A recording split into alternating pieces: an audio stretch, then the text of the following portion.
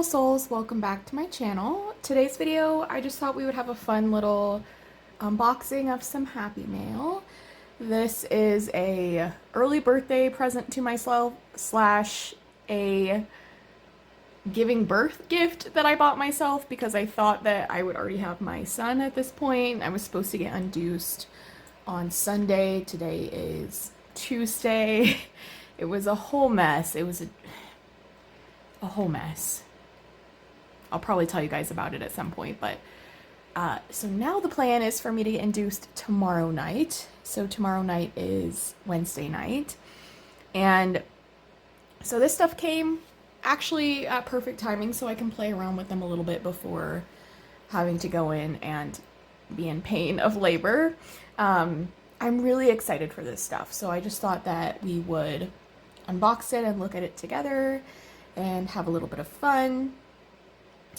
So yeah, I just cut off my address and stuff, but I haven't looked at anything yet. So let me just get this stuff out here.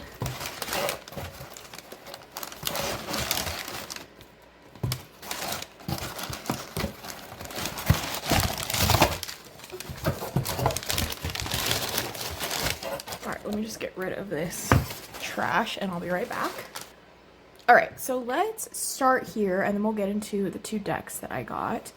So this is the Tarot Disassembled guidebook. So it's been so interesting, the timing of all this release of this deck and everything, because I have been on a Rider-Waite-Smith kick lately. It's been kind of the only deck that I've wanted to use. It's always been the one that I come back to because it's what I'm familiar with, and I've really fallen in love with the symbolism. And I just feel like there's so much to it, and you can dive so deep with the Rider-Waite-Smith deck that it can take you so long to really like work through it. And so what's the point of, you know, studying all these other decks? This is like my personal opinion and, you know, how I've been feeling lately. And there's just so much juiciness to get into with the Rider-Waite-Smith. So that's kind of where I've been lately. And yeah, so when I saw that this had come out, I had already started to do a study where I was breaking down the symbolism in the Rider-Waite-Smith. And then I saw that the Tarot Disassembled deck, and I had seen it before when it was indie, kind of like here and there. It never really drew my attention. When I saw it came out mass market, I was like, oh wow, I think I really want that deck. And then I saw that they were selling the book separate.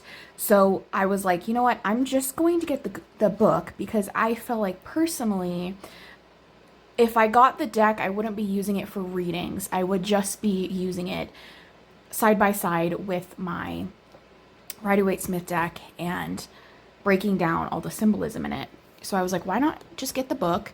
And that way I can not waste getting a whole deck, because this is really what I wanted, was the breakdown of all of the symbolism in the Rider-Waite-Smith cards. And I have been looking for a book like this. I don't know if, I think I was looking it up and they did have this. This is by Jennifer Cooper Stidley, forward by Teresa Reed. I think that Jennifer did have this as an indie version of the book, but I guess I just never came across it because I was looking specifically for something like this that breaks down all of the little things inside the picture. Now, I do wish that this was in color, but that's okay. Really just the breakdown of all the little things on the card is what's important. So we're gonna look more into this a little bit later in the video, but I am so excited for this. I was going to buy this on my Kindle because it was a little bit cheaper. I believe it was like $10 instead of $18 for the physical book, but I really felt like I wanted to mark this up with like highlighter and, you know, have the physical copy. So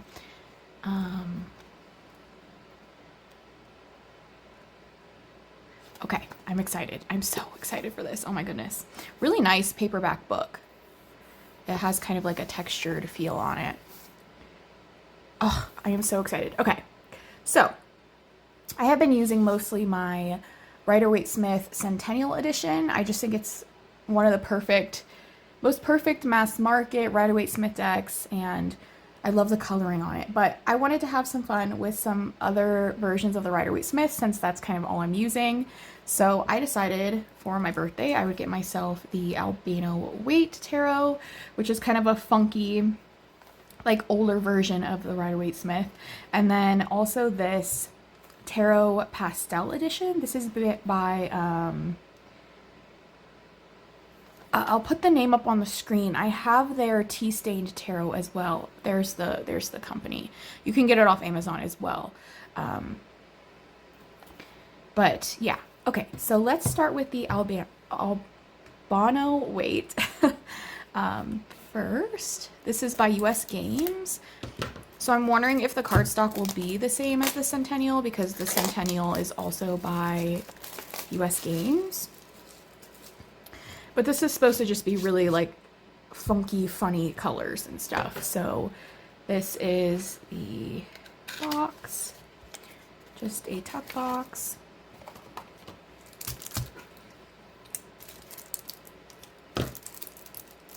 And obviously, like, when we dive into the symbolism, like colors and stuff, with these ones, at least, might be a little bit different symbolism-wise. But I'm mostly just looking for, like, you know, for example, the mountains. Having the mountains in the full card is really important to me.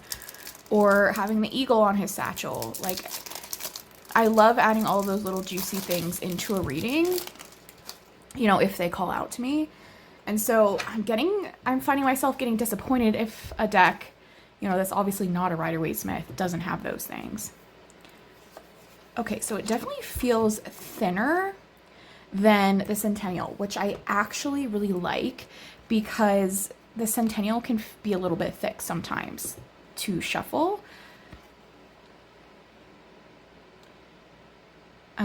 So let's see.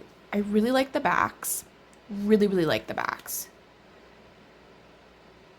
The path of tarot winds along many roads to enrich our lives. I love this. I'll probably use this as a bookmark, actually, for that. That's fun. All right. So we're just going to go through this deck.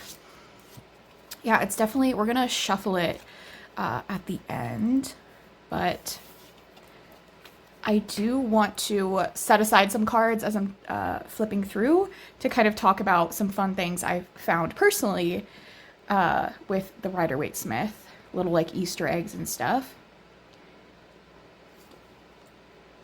So I like the font here at the bottom, or the coloring around the font. It's kind of this like bluish green.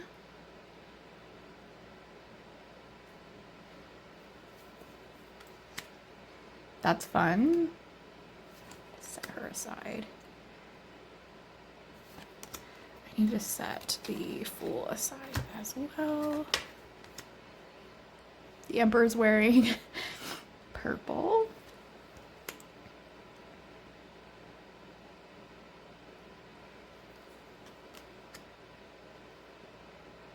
Yeah, lots of like purples and vibrant colors. Very bright. Can be a little bit like garish and stuff. I really like this Hermit with the bright, bright blue. I've actually come to enjoy my yellow box Rider-Waite-Smith, but it is missing cards. And so I'm thinking about repurchasing that deck because I do actually enjoy some of the colors in that deck. But this one is kind of a fun alternative to that.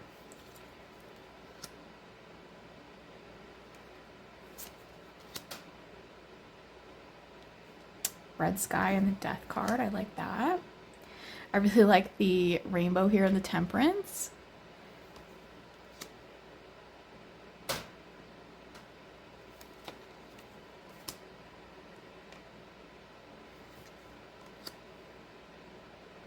When was this first published? Does it say? 1968.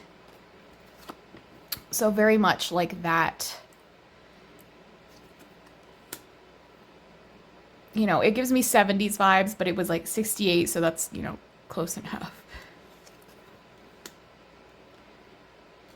Put this aside.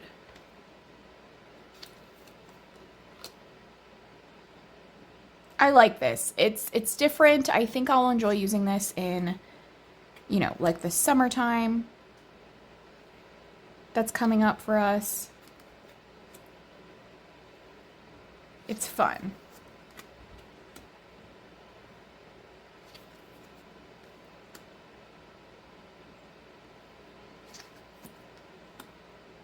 That's a really interesting green. I don't know how I feel about the greens, but it's fun.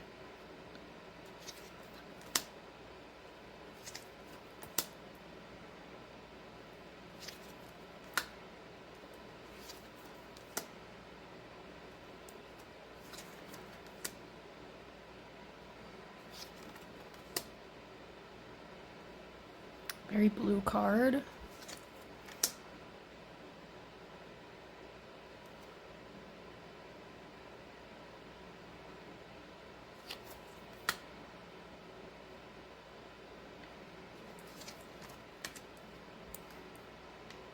I really like the yellow in the swords. I've been watching some videos on this deck. Really loving the yellow.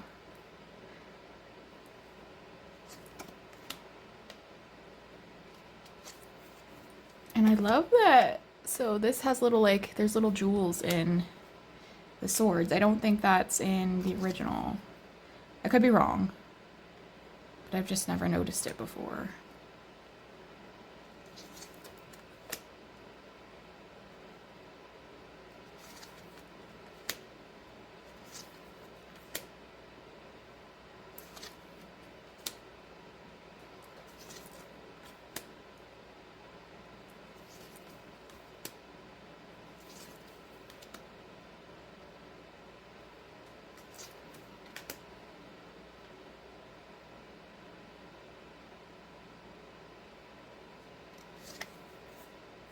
Yeah, I love the yellows in the king and queen.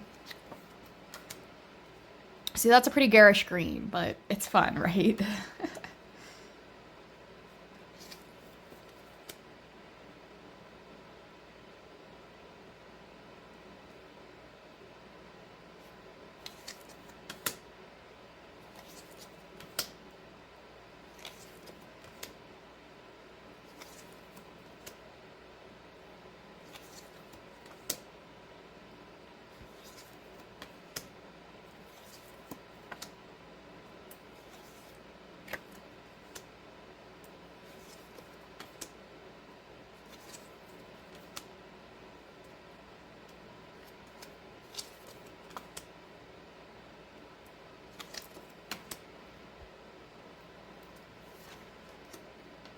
I really like this Two of Wands.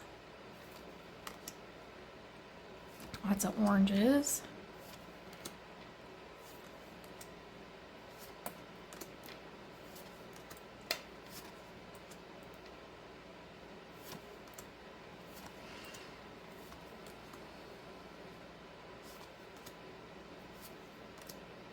All right, so that's like the main flip through. I wanted to talk quickly about some cards that I've been having fun with, like correlating the characters. This is just a few, but I was having fun the other day, kind of like laying out all of the cards I felt like were like the same person. And this is one that I actually looked up, and other people were saying that they also think that this is the same person. And this card is kind of hard to see like the resemblance in compared to the regular Rider-Waite-Smith. But you know, their hair looks very similar to me. You can't really see it in this card, so I wonder if we'll be able to tell in this one, but the like water line that you can see behind the tapestry in the High Priestess is at the same kind of level as the Two of Swords here. We also both have the 2 here I just felt like there was a lot of correlations. The moon. So I feel like the High Priestess is a grown-up version of the Two of Swords. And I guess a lot of other people have thought that as well. And I thought that was really interesting, that was one of the ones I had put together and that other people have talked about it. This is one that I wanted to get your guys' opinion on. So I was kind of finding the red feather in all of these different cards and wondering what the correlation was with the red feather. And the Knight of Swords in this deck actually has a yellow feather, which is funny, but in the original Rider-Waite-Smith, it's red. So I was like, okay, is the Fool in the Death card? And also I saw that same feather in the Sun card. So is this the Fool when he was a baby? Or is this also the Fool in the Knight of Swords? I feel like the Knight of Swords and the Death card are more similar because of the armor, and also the horse is white typically in this. So this might not be the best deck to do like fun stuff like that with, but we can definitely still dig into the symbolism of the card. But with the colors not matching up, you know, you can't, I don't know, make the same connections that you would. Anyway, let me know what you guys have to say about the feather. I'm really interested. Do you think any of these characters are the same? There's also a feather in the Knight of Wands, but it's more like poofy. So I don't think it's that character. But anyways, I'm going to see how this shuffles. Oh yeah, shuffles real nice. Pretty thin cardstock. I know some people who don't like thin cardstock wouldn't probably enjoy the cardstock on this. But I love a good thin cardstock that shuffles well. It's matte. It's smooth.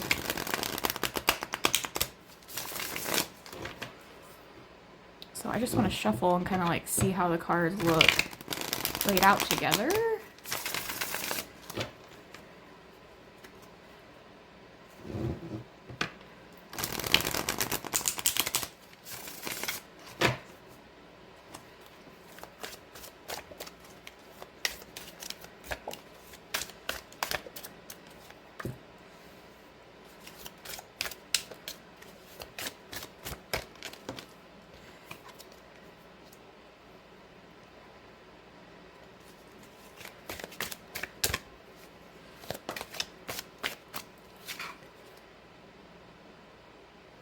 So I think they look real nice, all laid out.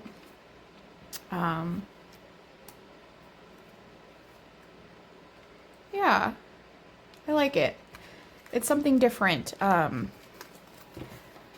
also brought out a little pairing I wanted to try with this. So this is the Animal Apothecary deck. It's very like psychedelic 70s, and I thought it would match with this deck. So right off the bat, I love the white borders.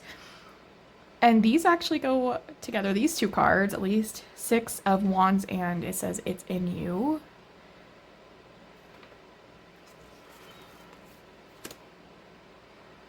I really like the way that those look together. Quantum Jump with the Empress.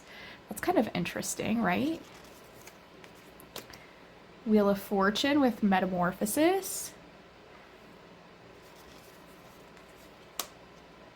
King of Wands with Sacred Boundaries. Ace of Cups with No Expectations. Page of Wands, Attract Through Glow. That's really cool. That really goes together in my opinion. Destiny Path with Ace of Wands.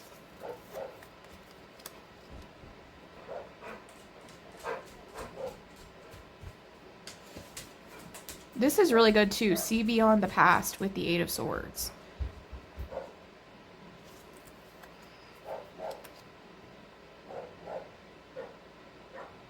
I actually really love these two together because one of my favorite things to say about the Seven of Swords is that you don't know the whole story, and perception is like the perfect word for that. Breakthrough with the Two of Wands. Yeah, I think that they go together. I think that I mean, the colors are only matching up sometimes because both of these have so many funky colors. But I think because of that aspect of, you know, both of them are a little bit out there, that they just go together. Love that. I think the messages work really beautifully. I love that. Two of Cups with service. I always view the Two of Cups as like an equal give and take, like as far as, or both an equal give, I should say. So it's like you are in service of the other person and that person is in service of you. Just trust with the Six of Cups. That's so cute. I think they go together really well. So I'll definitely be playing around with those a little more. Okay, so now let's look at this other one. I think just aesthetically, like looking at the colors, I'll probably like this next one a little more. I don't know, we'll see. I think this one has more consistency as far as the colors go. You know, they're more similar across the board, I believe. Comes in a really nice 2-piece box. I always like a tuck box though, so nothing against those. Ooh. Yeah, this is like nicer quality, but it is coming from like an independent kind of publishing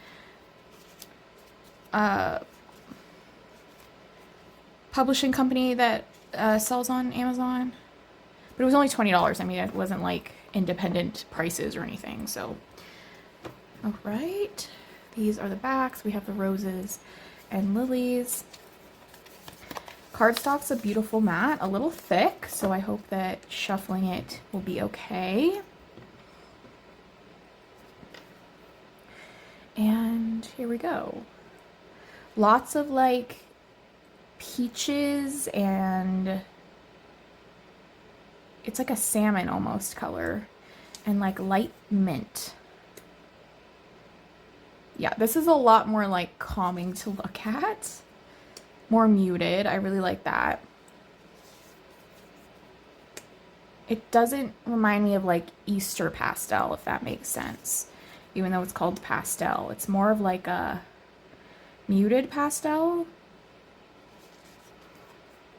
But I'm really loving like all the pink tones.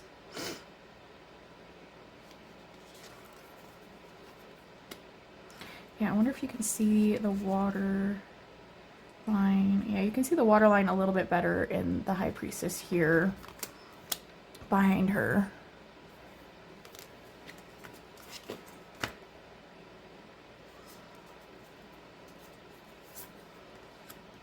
Yeah, I think I'm gonna just, I think this one's a little more consistent and one that I could see myself using a little bit more regularly than the albano waite. But we'll see. And I feel like they've definitely like maybe cleaned up the edges. The albano waite is kind of like color, I don't know. It looks like someone colored outside the lines on a lot of the cards. So if you want something a little more clean and refined, I feel like this is a good Rider-Waite Smith option if you like these colors.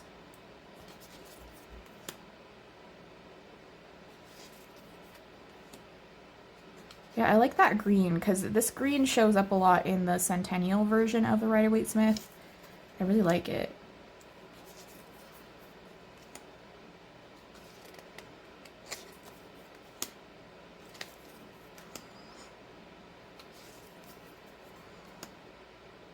Just more of like a grayish tone here.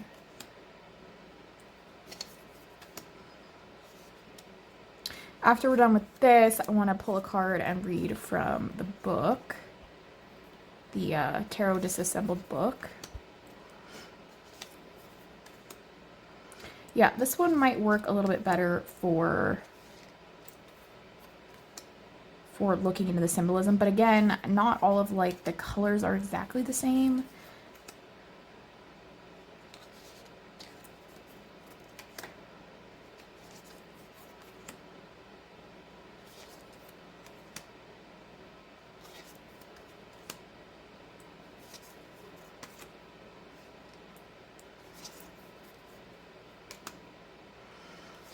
I really like how like crisp it is because I feel like you'll be able to pick out the symbolism really well in this deck. I do find the albano a little bit muddy. I love that. It's very like moody. I don't know. I like that it's a muted pastel for sure.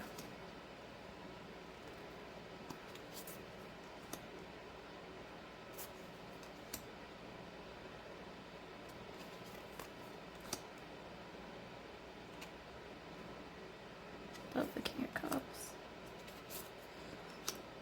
Love that Two of Swords.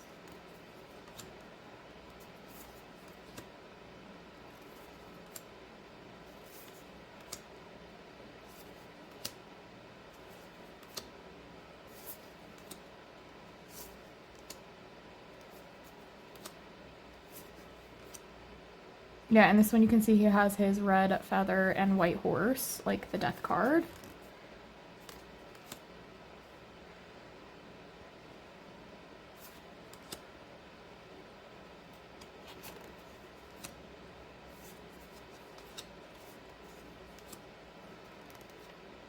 I think this one's a lot more, again, just like calming to look at and consistent, like visually appealing instead of like super visually stimulating.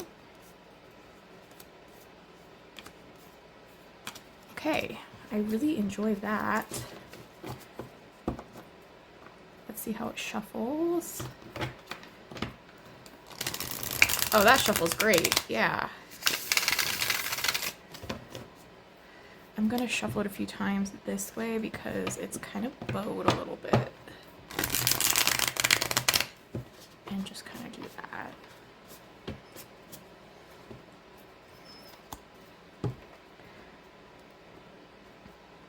This is that nice like matte cardstock that it's just like a little thicker. It's like a true matte instead of more of like a just a smooth matte. It's like matte. I don't know how to explain that better, but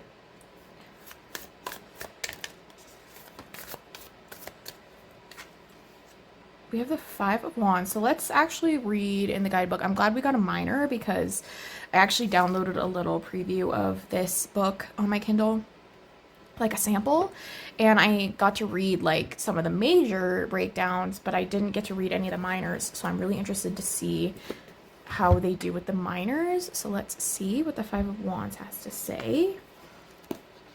Okay.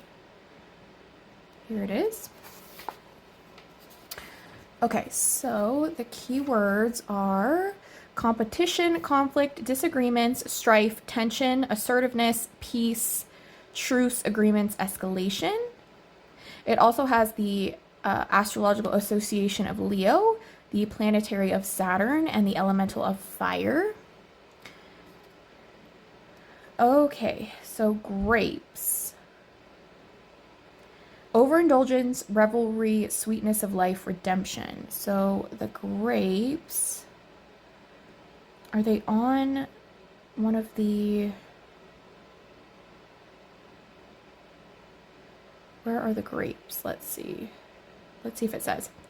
Though the Five of Wands can indicate conflict and strife, I believe the energy here is more in line with a frat party that just got a little out of control. That would be perfectly in tune with the chaotic energy of Dionysus, god of grapes and wine, brings to a party. Pleasure and celebration, turning to a wild frenzy with a touch of madness. The grapes also symbolically promise the members of this conflict that redemption is possible, likely after everyone has chilled out and apologized. One of Aesop's fables, The Fox and the Grapes, brings another meaning of grapes. The story goes that a fox was attempting to eat grapes from a vine, but could not reach them. Too prideful to admit defeat, he instead claimed he didn't really want them anyway. This is thought to be where we get the expression sour grapes. Someone in the group reflected in the Five of Wands may be sour over something, leading an all-out row. So does somebody have grapes on their shirt? Or are they talking about on the wands? I'm not really seeing the grapes But again, this isn't the original Rider-Waite-Smith. Okay, landscape. Yellowish patch of land.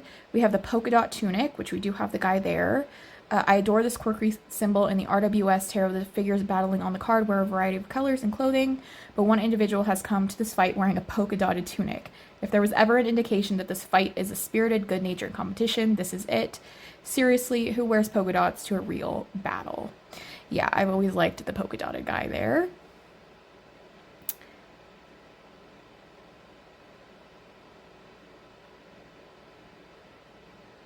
We have shoes and boots.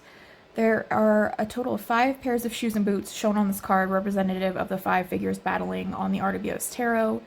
The variety of colors indicate that everyone is bringing a different energy to the fight, and as the fight may actually be verbal in nature, the colors can be seen to symbolize the variety of opinions and viewpoints brought to the table in a spirited debate. Wands, element of fire, spiritual realm, masculine principle, life force, energy, growth, vitality, power, conduit. Okay, so, you know, this is a more of a bare bones card, but I like that they talked about, you know, everybody's different colored shoes and boots and, you know, all of that, because that is something I've noticed in this card, as well as the polka dotted shirt. But where's the grates? I'm confused. I feel so stupid if it's, like, obvious. Anyways. So that's really fun. I'm just gonna lay out some other cards to see what they look like together. I'm really, really liking this one. That looks real nice together. What do you guys think?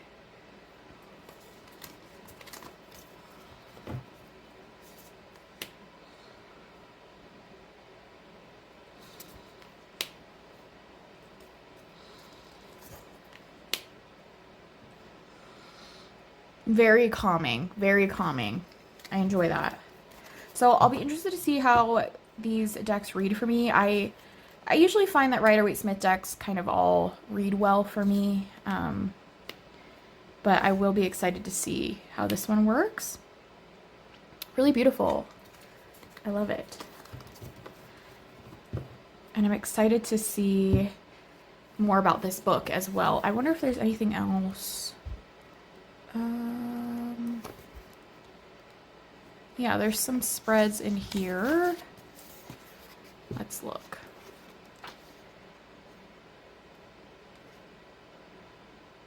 How to use the book and deck. Exercises and spreads. Not too many. Study buddy, so you can use, yeah, so this is how I would have used it, kind of side by side like that. 1, 2, 2 spreads. And then we get into the cards. Really awesome. Okay, so that was my little birthday gifts to myself. I'm going to play around with these decks more today and tomorrow before I go into the hospital. So let me know what you guys thought. Do you have either of these decks? Do you like either of these decks? Do you have the Tarot Disassembled deck or guidebook? I do like decks with people in them, so that's also another reason why I didn't want to get the deck, because I just felt like, I don't know, I just felt like it didn't have a spot in my collection the same way the book would be helpful to me. So, anyways, I love you guys so much, and wish me luck, and hopefully I'll be able to film somewhat here and there over the next few months. We'll see how it goes. And hopefully I'll be able to do some kind of a practice where I get to pull from a Rider-Waite-Smith deck and study in here somewhat regularly. We'll see. I'm sure there's parents out there laughing at me, but anyways, I love you guys so much, and I'll see you in my next video. Bye.